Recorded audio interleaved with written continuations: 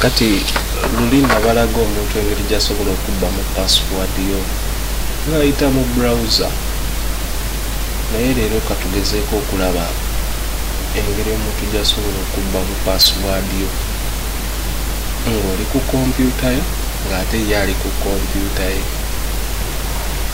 Kati tugenda kubeera ne kompyuta bbiri. Eno ye kompyuta y'omuntu agenda okubba password ye, eno ye kompyuta yo gy'okozesa buli lunaku. Luli nabalaga example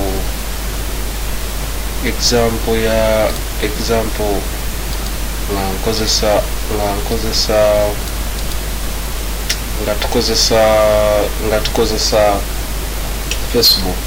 Leero mbadde njagala nkozese example ya bank. So kye tugenda okusooka okukola, tusooke tulabe eno Uganda, banka nyingi mu Uganda.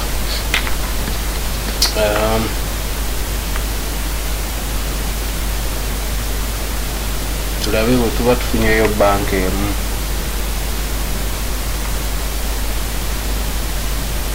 List of banks in Uganda.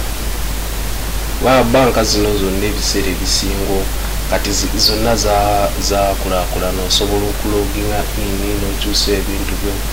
Zina gundi zina online banking.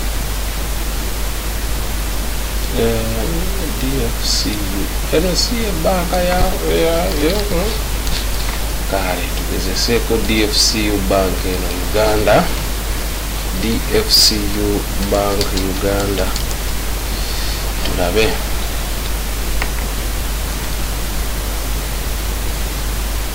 Wakozesa online banking ayina okuba kozesa banki ezimu ezo ezakabi.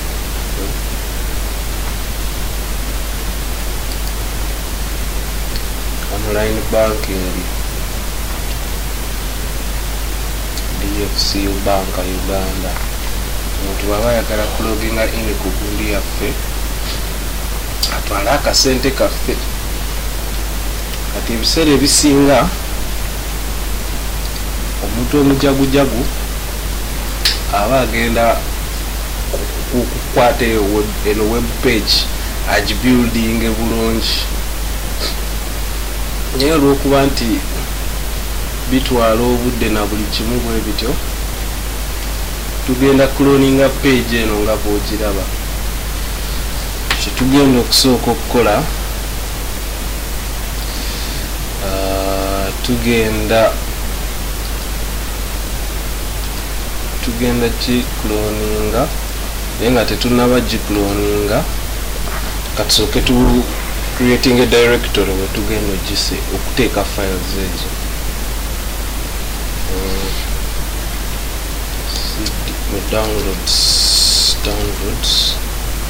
Downloads omwo ninamu folder yange bagiyita temps.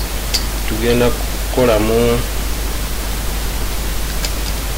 DFCU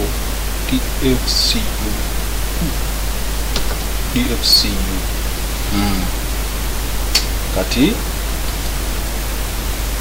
tukwate ka page kano tukasavingeyo mu folder yaffe eyo.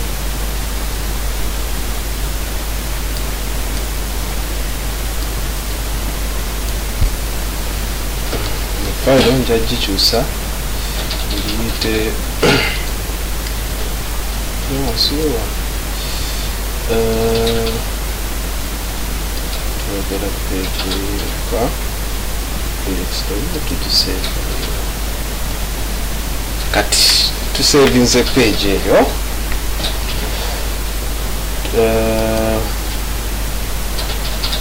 Omuntu okugira okwatakinga kompyuta eno aba yeetaaga kumanya IP address yayo.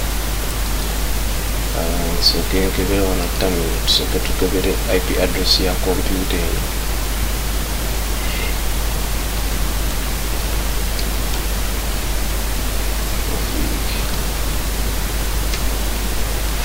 IP address yino 10.0.3 egundi eno gyenkoze ngikoledde kulaani saagala era njagala okuddamu okukakasa nti ebintu bino temubikola illegally, mubikola for academic purposes, bantu kuyiga na kumanya nti omuntu asobola okukwata akinga oba okulumba mu ngeri enjawulo nabba credentials zo.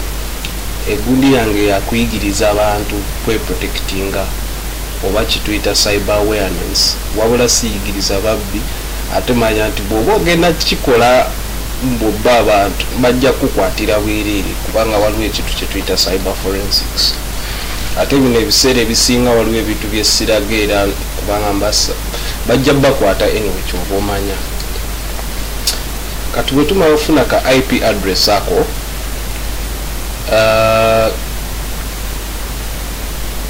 tucloninze ne page eyo gye tulowooza nti omuntu ali kweno kompyuta eno gy'alinamu akawunti gya visitinga, bw'aba ali ku mulimu for example n'aloginga in n'ateekamu gundize n'akyusa oba n'aweereza set oba n'akola ebintu byonna bwe bityo.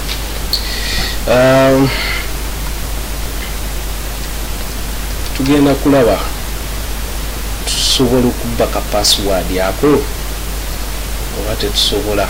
Tugenda kozesa social engineering nabagamba ya attack gye basookerako. Tetugenda kubba website, tugenda kozesa website nga tubba credentials.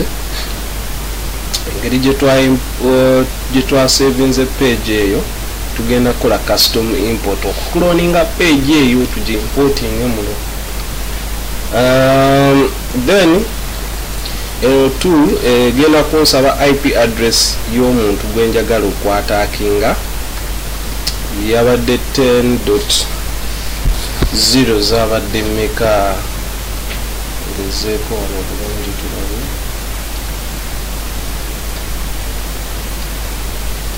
Okay, awo tuba ku mulamwa eyo omuntu gwe twagala okulumba.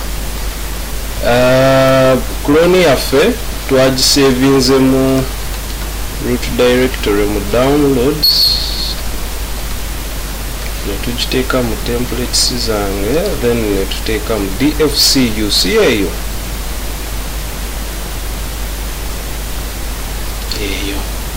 twagala tukope folder yonna.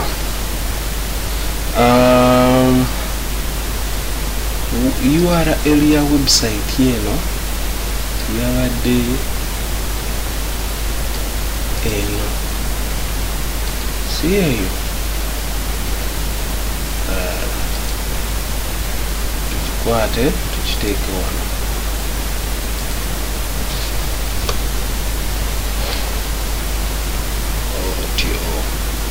Kati ono omuntu akwataakinga amaze okusetinga era ayina engeri gy'asobola okuweerezaamu gundi eyo. Gwe kakati bw'ogigendako, katugendeko ku page katugambe nkuweereza gundi yo, nkuweereza kalinki n'okagendako. Tibw'okagendako ndowooza mugiraba nti gundi eloadinga.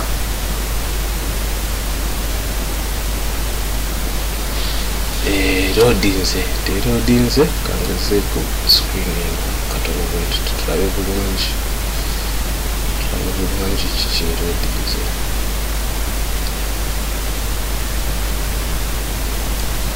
Page eno omala ogirodinga twakozeemu ensobi okugira ekifaananyi kyekyo. Twakoze ensobi wali bwe twabadde tugira wano okuteekamu HTTPS. N'ekyo si kyekikulu, ekikulu nti page oli agigenzeeko. Ebiseera ebisinga ayinza n'obutafaayo nnyo kumanya ki kigenda mu maaso, lwaki page erodinga bwetyo. Wewana wali wagenda oyingirizaamu password ye, username ne password. Atugezese nti omukulu Magala ataddemu password, then bwamaze username rather, then bwamaze n'ateekamu ne password ye. password eyo tujja giraba tutabe.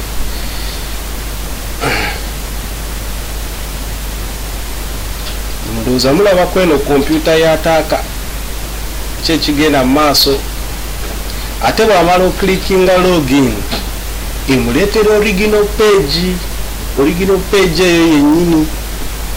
Nagamba ntaddemu gundi zange naye nga tezikoze oba lwaki.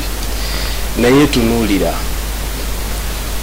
butunuulira eno ku saidi y'omuntu ali mu kulumba nina fields username, possible username field found, n'ateekamu username, possible password field found.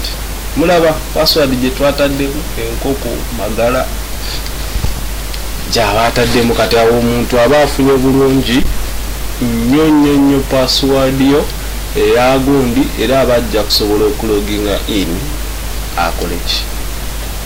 akole kyayagala okukola. Era naye waatukira okwagala credentials zo oba eza Facebook oba ezaki, kisaawa aba asobola okuluma. Yengeri yemu gye babbamu ne kaadi z'abantu eza banka abakola online payments.